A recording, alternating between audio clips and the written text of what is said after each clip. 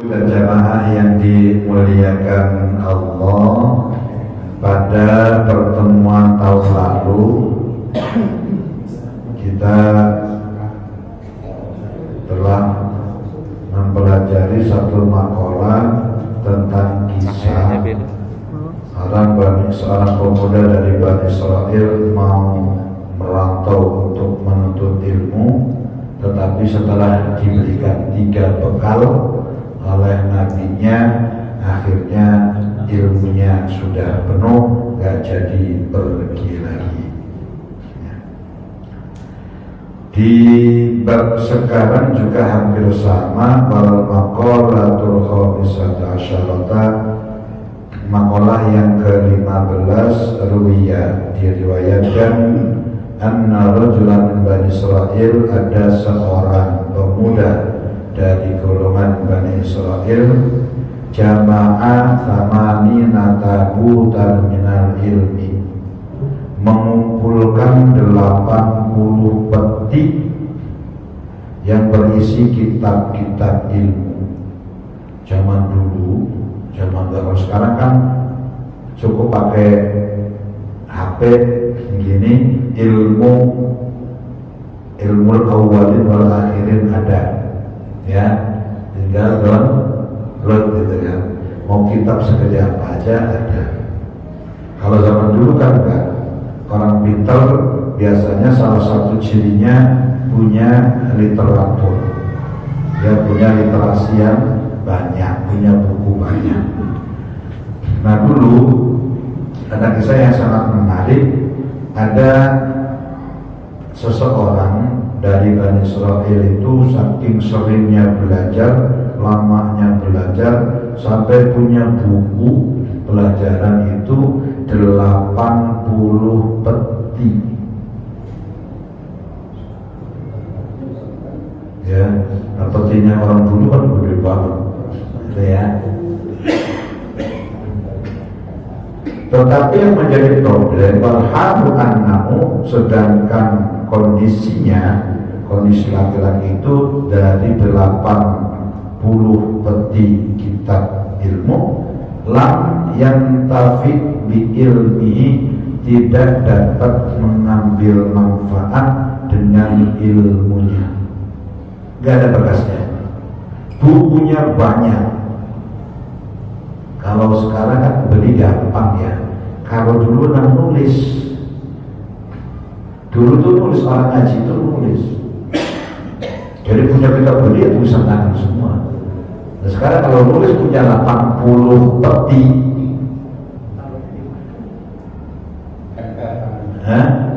Iya, kalau nulisnya tiap hari berarti dia ngajinya lama. Tapi yang muncul problem, gak ada manfaatnya ilmunya itu. Dan ini banyak dialami. Santri mondok sekian tahun, balik ada bekasnya. Orang kuliah S1, S2, campur, pola pikirnya gak berubah, sikapnya gak berubah, ada gak? Banyak. Ya, rata-rata yang di atas 50 tahun sudah berhadapan dengan kondisi semacam ini.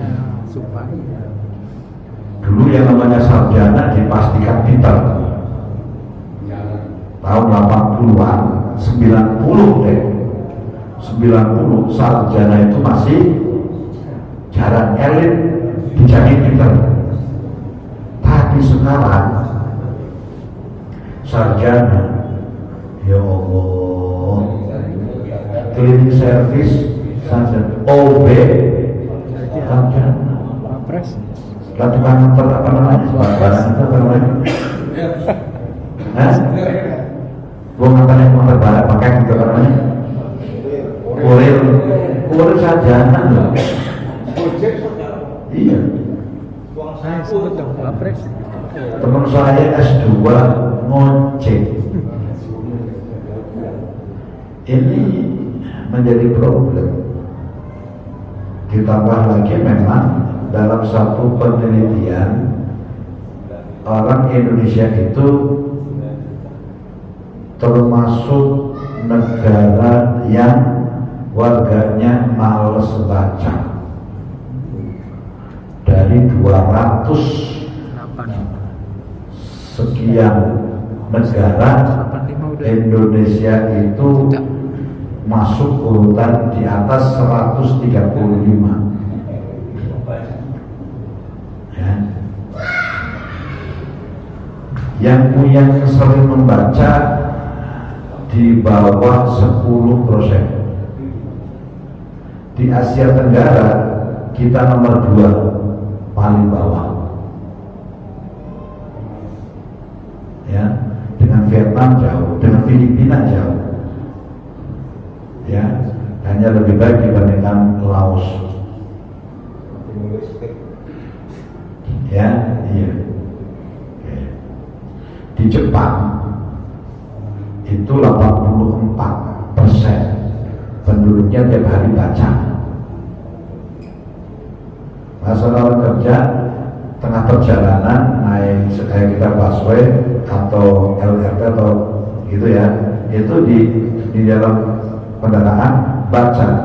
Kalau orang kita update status HP ya kan, monorail.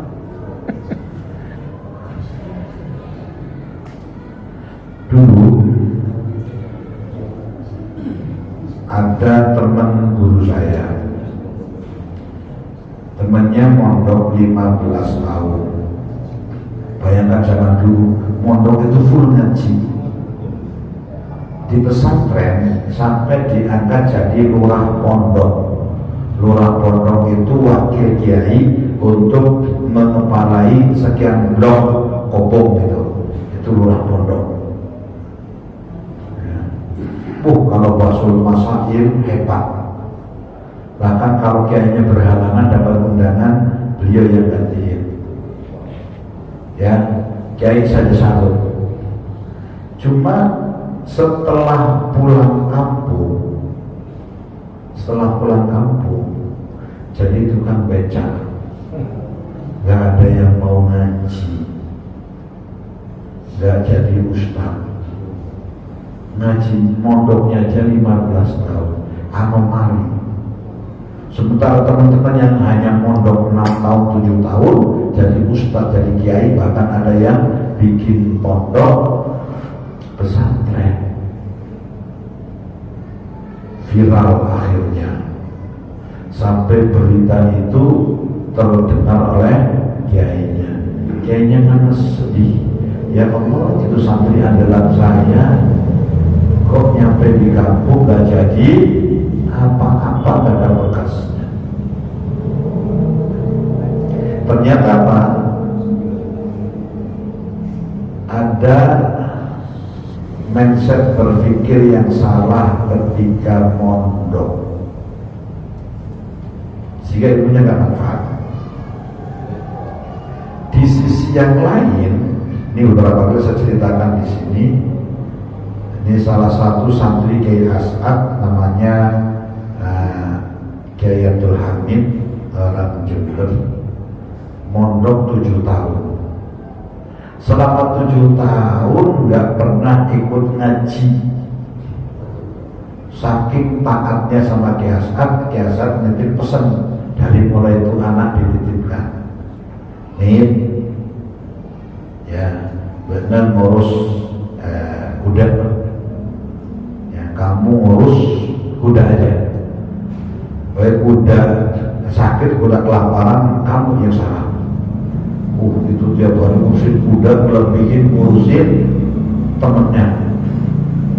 7 tahun. Bayangin, ngaji gak pernah. Sampai suatu saat ada surat dari orang tuanya minta dia untuk segera pulang karena mau dinikahkan. Ya, stres. Karena apa? Calon mertuanya punya yayasan. Di situ ada sekolah, ada madrasah. dia mandang calon mantunya mondok udah 7 tahun, paling enggak Alfiah udah sungsang gitu ya. Akhirnya ngadu ke Kiai, Kiai mohon maaf, saya 7 tahun mondok di sini. Dari awal Kiai sudah memerintahkan saya ngurusin kuda, karena kudanya cakep putih harus dulu punya 7 ya, dirawat. Cuma karena saking sibuknya saya selama 7 tahun, saya belum ada satu kitab pun yang khatam, Kiai. Terus apa masalahnya? Masalahnya kemarin saya dapat surat, isinya saya suruh balik karena mau dinikahkan. Enak dong, balik dari sediain calon bini. Masalahnya bukan itu, Kiai. Masalahnya calon mertua saya itu punya yayasan, ada pondoknya, ada madrasahnya, ada sekolahnya. Loh iya, kata orang sini itu ya, santri 7 tahun, santrinya Kiai As'ad, sama mertuanya suruh ngajar. Terus saya harus ngajar apa, Kiai? Maka mohon izin, apakah saya boleh pulang? Ya. Tapi karena namanya wali Kiai As'ad itu, maaf, udah usah bingung. 10 hari lagi kamu pulang, siap-siap dari sekarang. Saya akan privatin kamu seminggu ngaji sama saya, privat. Oh, senang banget ya. Ternyata selama seminggu ngaji dengan Kiai As'ad hanya diajarin baca Fatihah. Bayangin, mondok 7 tahun baru ngaji sama kiainya, ngajinya surat Fatihah. Kata Kiai As'ad, kamu asal Fatihahnya bagus, menguasai betul, kamu udah layak jadi imam, kamu layak jadi pengasuh pondok ya. Tapi karena memang orangnya taat, tetap senang. Sebuah kebanggaan, kiai besar ya ngasih privat gratis sama santrinya GR. Akhirnya pulang ya, pokoknya yakin aja deh, kiai berikan jaminan ya, Fatihahnya bagus, hidup saya bagus ya. Seiring berjalannya waktu, sejak Abdul Hamid balik ya, dikasih hiburan beraneka ragam, tahu-tahu pesantrennya, yayasannya tambah maju. Yang dulu tradisional banget, sampai-sampai yang ngajar itu banyak yang mondoknya lebih lama dibandingkan mantunya punya yayasan, itu Kiai Abdul Hamid ya. Apa yang menjadi rahasia? Karena mindset berpikirnya ketika belajar benar. 2 kisah, sama-sama lama mondok, di pondok pinter, di rumah gak pinter.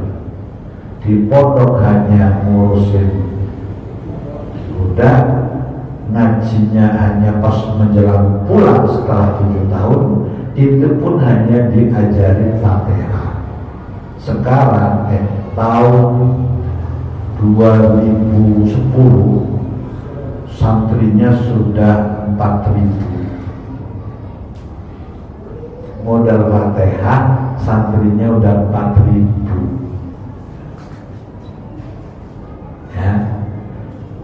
Ini kan anomali. Ada yang lama mondok gak manfaat ilmunya, ada yang cuma belajar Fatihah jadi kiai. Ya kalau dia tahlilan, mari doa, kita doa bersama. Apa saja yang kita inginkan. Kata As'ad, di ujung doa kita tutup dengan Fatihah, minta baca Al-Fatihah. Padahal dia cuma hafal itu, tapi memang betul saking hebatnya ketika doa pakai Fatihah itu manjur, santrinya banyak, betah, mampu membiayai santri-santrinya. Nah, berbeda dengan yang ada di sini, seorang dari Bani Israil sudah mengumpulin 80 peti buku yang berisi ilmu, tapi nggak ngefek sama sekali, nggak memberikan manfaat.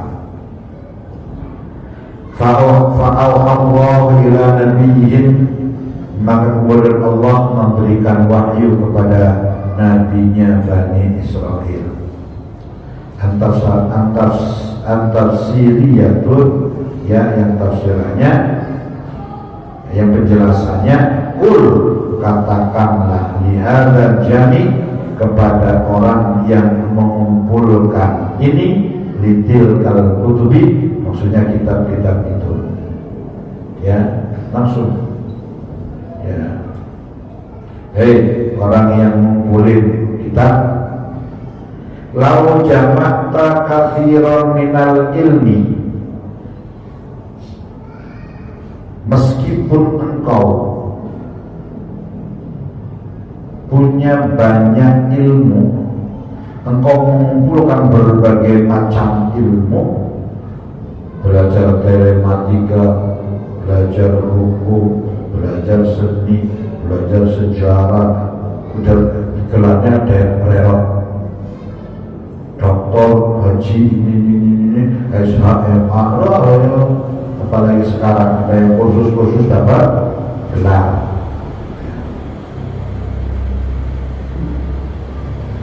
Lau jabatan akhir ilmi, meskipun engkau mampu mengumpulkan ilmu yang banyak, lam yanfa'ka, semua tidak bisa memberikan manfaat kepadamu, illa antakmala bisalasati asya'a, kecuali engkau mau mengamalkan 3 hal. Nih, mindset berpikir orang yang sedang belajar. Yang pertama, la tuhibbud dunya falaisa bidaril mu'minin. Jangan terobsesi kepada hal-hal yang bersifat duniawi. Jangan terlalu senang ngebet kepada sesuatu yang bersifat duniawi.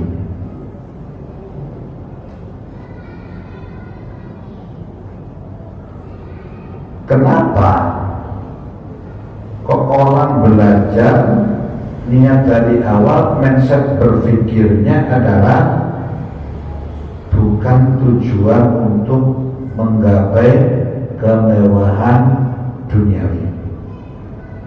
Ini salah satu penyebab kenapa kualitas sarjana saat ini itu ya turun jauh sekali, karena hampir rata-rata orang tua ketika muliain anaknya ada tujuan-tujuan yang bersifat duniawi. Kerja kamu apa? Kuliah di kampus yang hebat, kira apa? Temanmu banyak, nanti nyari kerjaannya gampang, ya. Nah, nyari pekerjaan gampang itu urusan dunia.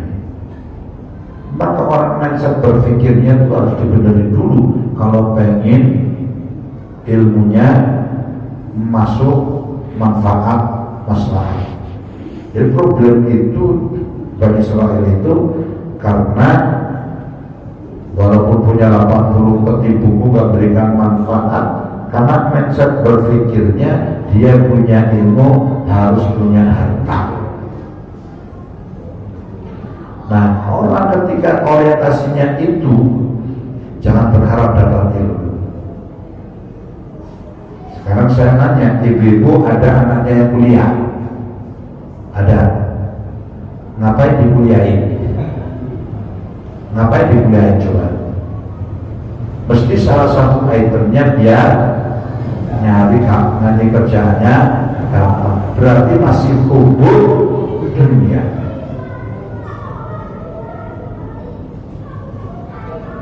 Ya, hubur dunia. Kenapa jangan terobsesi untuk dapat meraih kemewahan duniawi bagi orang yang sedang belajar? Falaisat bidaril mukminin, karena dunia itu bukan tempat orang-orang beriman. Artinya saling orientasi. Orang mukmin itu kayaknya bukan di dunia, tapi nanti di alam baka. Kalau di dunia kaya, bonus dari Allah. Bonus dari Allah. Dan nomor 4, tidak jaminan anak yang ketika belajar nilainya bagus, ranking 1, hidupnya sukses, jadi orang kaya, jadi pejabat. Belum tentu. Belum tentu. Ya, apalagi zaman sekarang. Nah, maka kadang ada orang tua nyesel. Ada orang tua nyesel, kamu kuliah udah ngabisin 2 pintu, kerja mojek, tahu kerja mojek gak usah kuliah. Ini persis kan dulu Benyamin Sueb ketika Sidul jadi tukang sarjana kerja di pabrik batako. Yang nyesal siapa? Benyamin Sueb. Ya tukang insinyur ya. Iya kan? Karena bayangan dari orang tua, ya, dari babenya, Sidul jadi tukang insinyur, maka akan mengangkat derajat orang tuanya. Ternyata salah. Salah. Kenapa? Itu terlalu pendek, menghina ilmu. Kalau hanya ditukar dengan kemewahan dunia.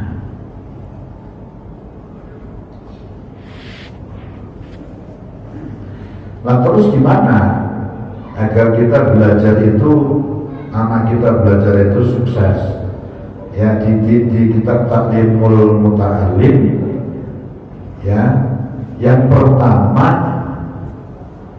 orang niat belajar itu karena Allah. Bahkan secara spesifik, li'ilahi kalimatillah, untuk memuliakan kalimat-kalimat Allah. Yang kedua, li'izalatil jahli, untuk menghilangkan kebodohan. Paling pentingnya itu 2. Ya, bahasa kita, kenapa kamu ya melaksanakan perintah Allah, titik.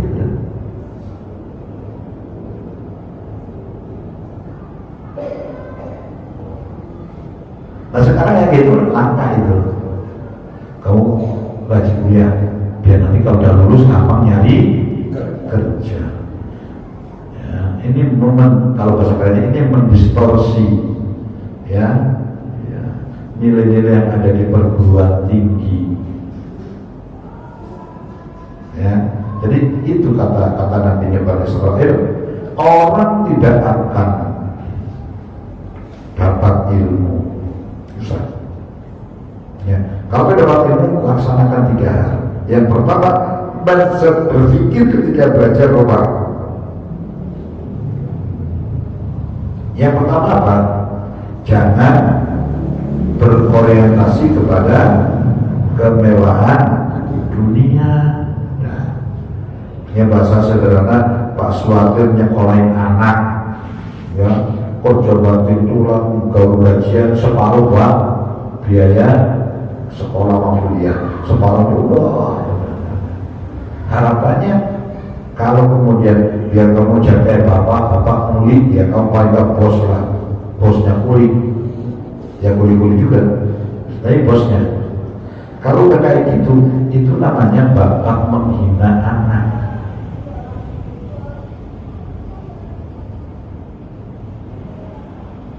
Ini menghina ilmu, menghina anak kita. Kenapa berorientasi untuk orang Islam ketika belajar bukan berorientasi duniawiyah? Lianna alaisat daru jazain, karena dunia itu bukan tempat pembalasan, ya, lil mu'minina, bagi orang mukmin. Fa inna daru thawabihim al jannah, maka sesungguhnya tempat pahala bagi orang mukminin adalah surga. Jadi apa? Proporsional, adil, wal usayyin fi mahallihi, meletakkan sesuatu secara proporsional. Kira-kira umpama Pak Hasan itu dulu S3, sekarang umpama pensiun, duitnya banyak, saya kira nggak bahagia, stres apa? Stres ngabisin duitnya, kok nggak habis, ya, bahaya. Jadi kita sebagai orang tua, ya, tolong kalau anaknya belajar yatim, kamu mondok, kamu kuliah, kamu belajar lillah, ya, karena Allah, karena melaksanakan perintah Allah, memuliakan kalimat Allah. Itu begitu. Ya, ini yang perlu ditanamkan. Sehingga anak kuliahnya di fakultas apapun, di prodi apapun, mau jadi apapun, gak jadi masalah. Sekarang kan begitu kan, harus linear. Kerja itu harus linear dengan ijazahnya. Dulu di bawah tahun 2000, ya, itu yang jadi pengulu boleh alumni tarbiyah, boleh alumni dakwah, boleh jadi pengulu. Tapi sejak tahun 2000-an pemerintah punya kesadaran harus linear, maka yang jadi pengulu harus lulusan sarjana dengan prodi syariah. Geger, ya, geger.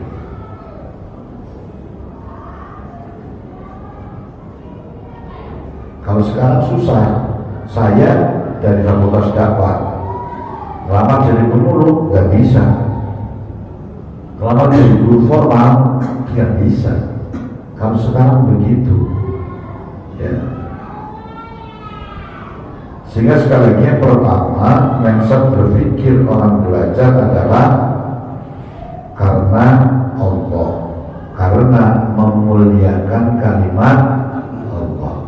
Yang berikutnya liizalatil jahli, karena menghilangkan kebodohan. Gak mau jadi ilmuwan, yang penting gak bodoh, itu udah cukup itu sebenarnya. Ya, itu yang pertama resepnya. Berarti kalau selama ini kita nyekoleh-kolehin anak kok pengen nanti dapat kerjaan yang enteng, gajinya gede, kita sudah meracuni anak kita.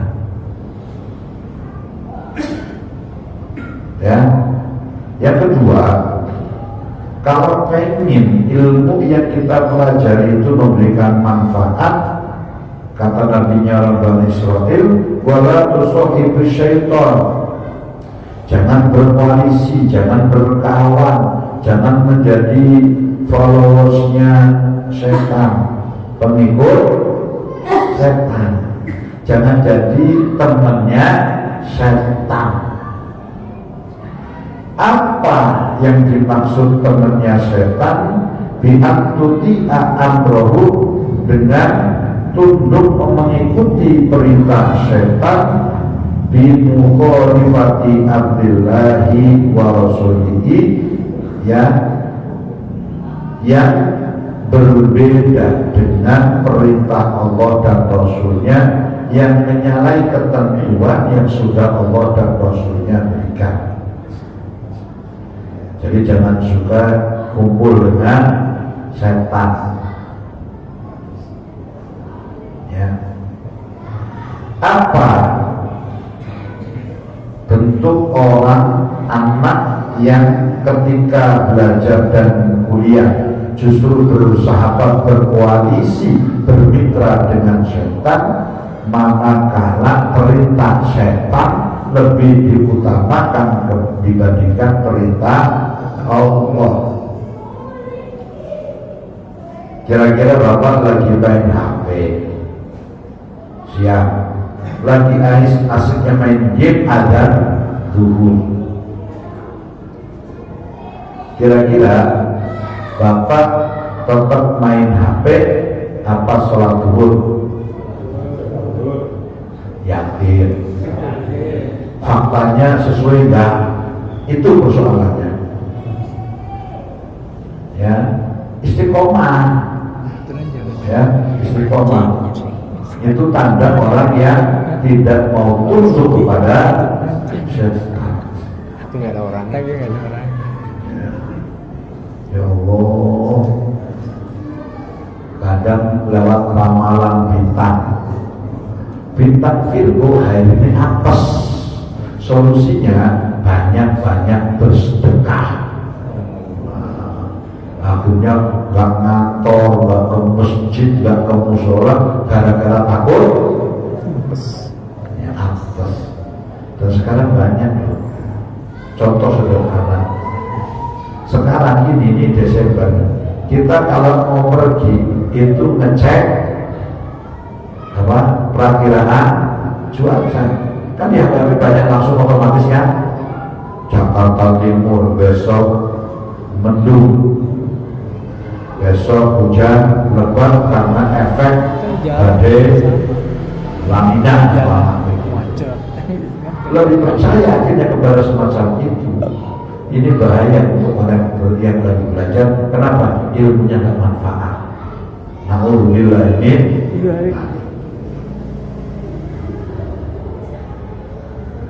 Kenapa tidak boleh bersahabat dengan syaitan? Falaisa birafiqil mu'minin, karena syaitan itu bukan temannya orang-orang beriman, orang-orang mukmin.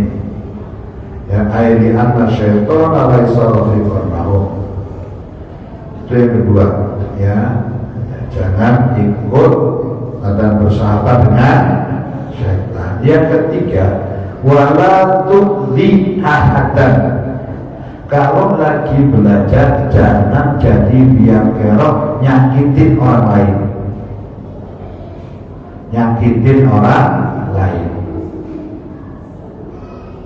Kenapa gak boleh nyakitin orang lain? Falaisa bikin fatil mu'minin, karena menyakiti orang lain itu adalah bukan perbuatan orang-orang mukmin.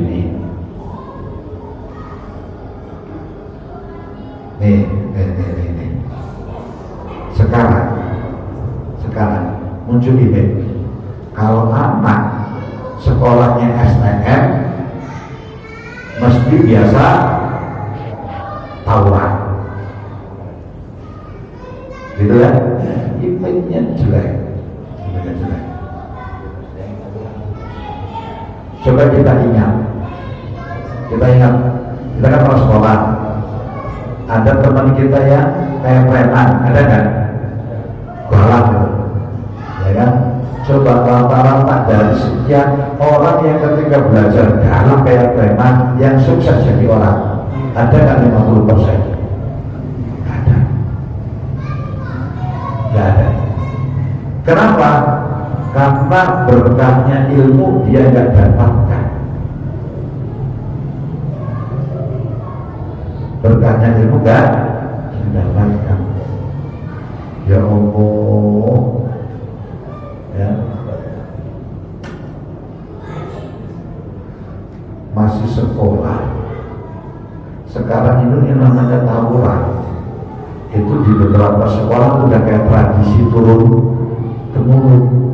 Dulu yang terkenal Budi STM Budut gitu kan. Loh, kalau udah STM Budut nggak mau tawuran, cemen. Itu ciri khas banget itu. Ya. Ini berbahaya. Jadi tolong cek anak-anak kita yang di pondok kayak berlaku, yang di sekolah berlaku, yang di kampus berlaku, bahkan segera direm. Kenapa? Ketika menyakiti orang lain, apalagi orang itu sedang menuntut ilmu, berimbas sulitnya ilmu memberikan manfaat.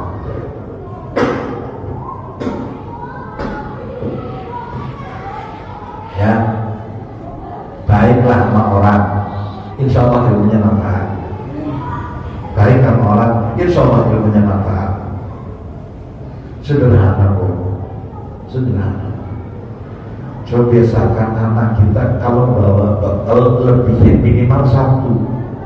Suruh anak kita ngasih temennya, ngasih permen jangan 1, minimal 2. Permen buat orang kamu, ini kan ada 2, buat kamu 1-1nya kasih temennya. Jadi itu sering dibilang semacam itu agar anak kita itu punya karakter mau dan mampu berbagi. Ini nanti punya mental bos, ya. Anak kita enggak, ini makan cuma segini doang ya. Nanti kalau makan jangan sampai temanmu tahu tak pernah minta.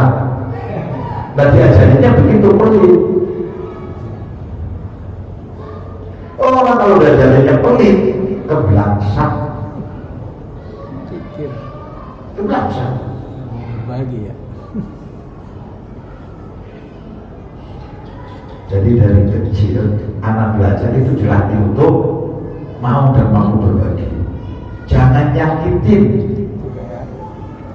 Pinter kan nggak jaminan di kehidupan nyata sukses ya. Ya kan? Saya ingat itu teman sekelas saya. Saya dulu ketua OSIS. Itu wakil sekretaris 3 lagi. Itu sering saya suruh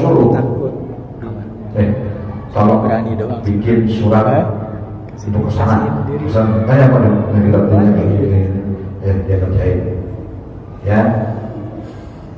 Ada orang Medan kan nangis. Tetapi ternyata saking entengannya disuruh gak pernah nolak, karena baik banget. Ternyata ilmunya terus kuliahnya lancar, sudah doktor, sekarang sudah wakil rektor. Kalau dia pikir dulu saya tahu kitanya dia, saya nggak tahu. Sekarang sudah wakil rektor. Dulu yang buandel, ya mohon maaf bahasanya lah, ya anak bawang gitu. Ya kalau dulu aja kita gini, sini gitu. Ya, anaknya lebar gitu, lucu lagi. Jadi kalau dulu, ya dia bisa buat bercandaan gitu. Sekarang dekan, maka ketika di grup itu dia diangkat jadi dekan, sebagian teman ketawa karena bukan melihat dia jadi dekan, tapi melihat dulunya istri dekan.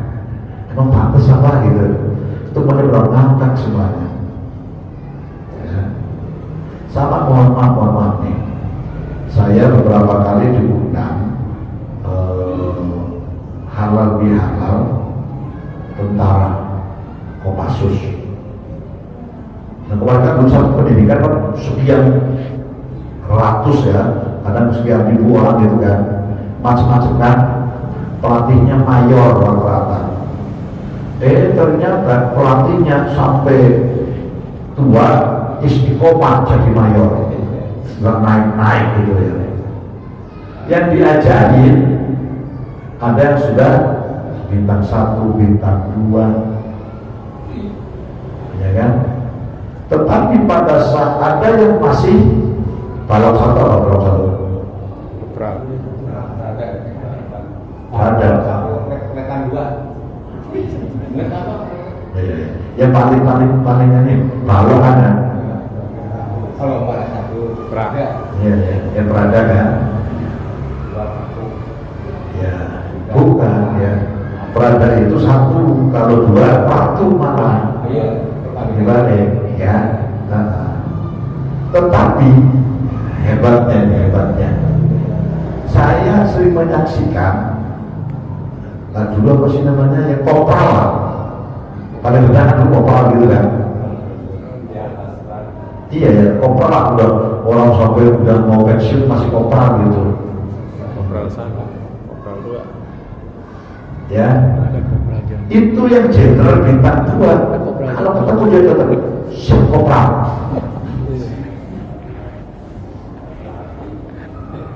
Pelatihnya mayor, gitu kan? Kenapa? Karena ingatnya dulu, ternyata kondisi belajar, zaman belajar punya efek nanti di kehidupan nyata. Coba ini bangun ini. Jadi karena kita ini pertama mindset berpikir orang tua ketika menyekolahkan, mondokin anak, mulai anak bukan berorientasi dunia. Betul. Dari Ta'ala. Karena yang menentukan masa depan anak itu bukan kita, tapi Allah. Pak Haji Nur Zaman pernah ke orang tuanya ngajarin musik cenakan? Nggak pernah kan? Ngajarinnya belum nama kertas saja hafal, ya kan? Pak Wali pernah orang tuanya ngajarin gitu, jadi RT? Nggak pernah kan? Yang kita dapatkan dari mana? Jalani hidup masing-masing. Pak RW memang dulu pernah dibilang sama orang tuanya, ya nanti kamu kalau udah tua, udah pensiun, udah biar eksis, daftar jadi RW, nyalon RW gitu. Enggak, gitu ya. Orang tua kita kamu sekolah ya nanti jadi dokter, jadi guru, jadi tentara, jadi pilot dulu kan hebat gitu. Apakah kayak gitu? Hampir rata-rata meleset, kecuali yang sekolahnya sampai kuliahnya linier, ya A1 ya, fisika ya, ya kan?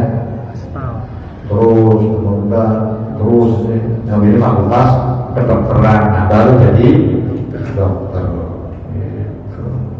Ada dokter malah jadi penyanyi, ya. Tompik itu kan dokter sebenarnya. Nita Gina itu yang ini lucu itu kan, dokter gigi. Ya begitu kita betul. Jadi tolong yang pertama itu biar kita nggak terbebani, nggak nyesel. Yang kedua, jangan bergaul dengan setan. Apa? Ngikutin bujuk rayu setan. Sekarang begini, sesuatu yang jalannya viral saat ini nanti jadi aib di masa depan, bisa jadi semacam itu. Dulu kalau alumni budut itu hanya kerja di tempat di mana di situ ada juga alumni budut. Tapi kalau di situ gak ada alumni budut, dia kalau itu nggak boleh menebang tawuran. Tapi dari karakter itulah solid. Setiap alumni budut dia akan naik adik kelasnya. Luar biasa ini. Yang ketiga, jangan nyakiti orang ketika masih belajar. Jangan suka iseng kalau lagi belajar. Ya, ini efeknya jelek apa? Ilmunya nggak manfaat. Gitu ya. Dan nyata sekarang, nyata banget sekarang. Sekarang banyak orang tua orientasi menyekolahkan anak demi nyari kerja, nyari duit. Berarti dunia banyak yang nyesel.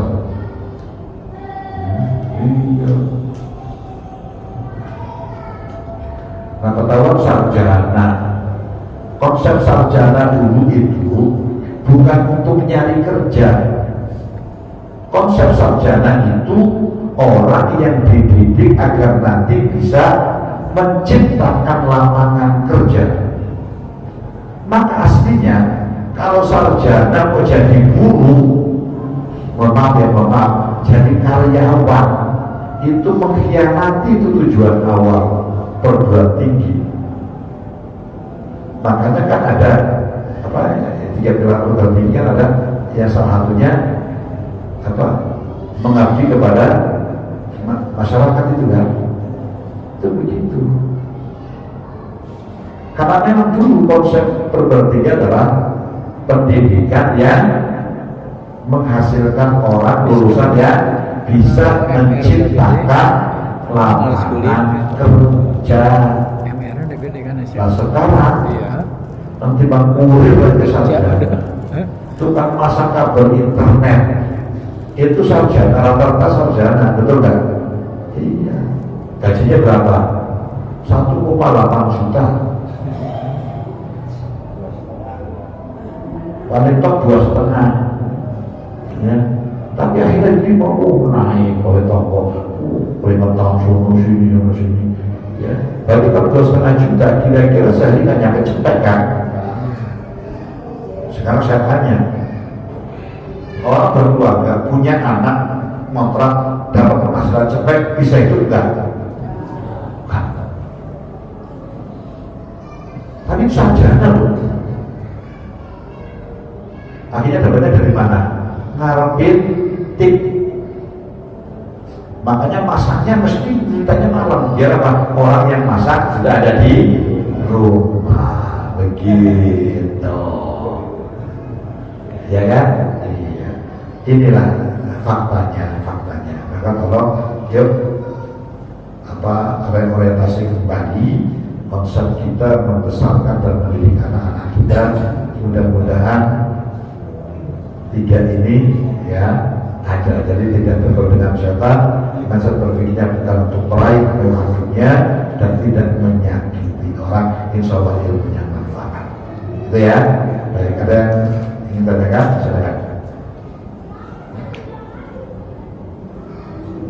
Jelas ya.